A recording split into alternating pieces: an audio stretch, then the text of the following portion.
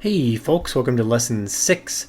This week we are continuing with your critical thinking essay that is due at the end of the week, and we'll also explore open-ended questions that will help you develop critical thinking and writing skills. As I mentioned last week, questions are an extremely important tool in our thinking. They help us to think differently about things. A well-framed, well-worded question can help to open our thinking on different issues. So we'll be doing some more exploration of questions this week.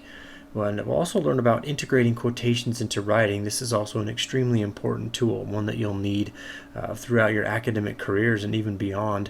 If you are in any instance where you are integrating quotations into your writing. For instance, one case would be if you're preparing a sacrament meeting talk and you're referencing say for instance the talk from a general authority, it would be useful and productive if you knew how to integrate those quotations effectively into your writing, such that your audience knows how your quotation ties into, or how the quotation you're using ties into your argument, and you interpret it back in terms of the argument so your audience knows what's going on.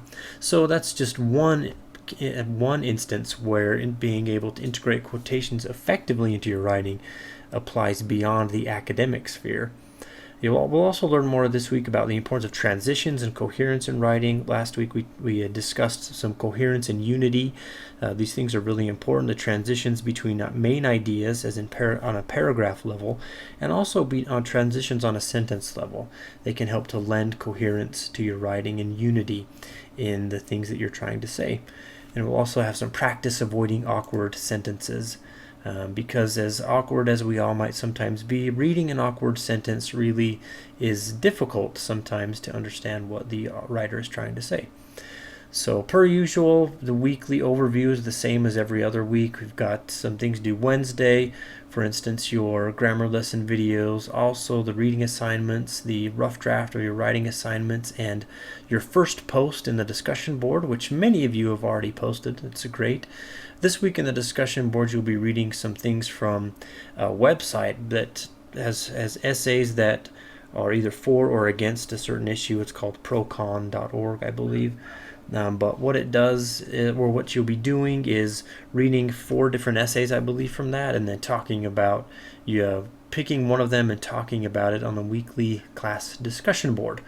So that's the discussions for the week, your writing lessons, a writing assignment, rough draft due by Wednesday, final due by midnight Saturday, and everything else is kind of the same. So that's, a rough overview of the week. That's all I have for you. If you have questions about anything, please do feel free to let me know. My inbox is always open.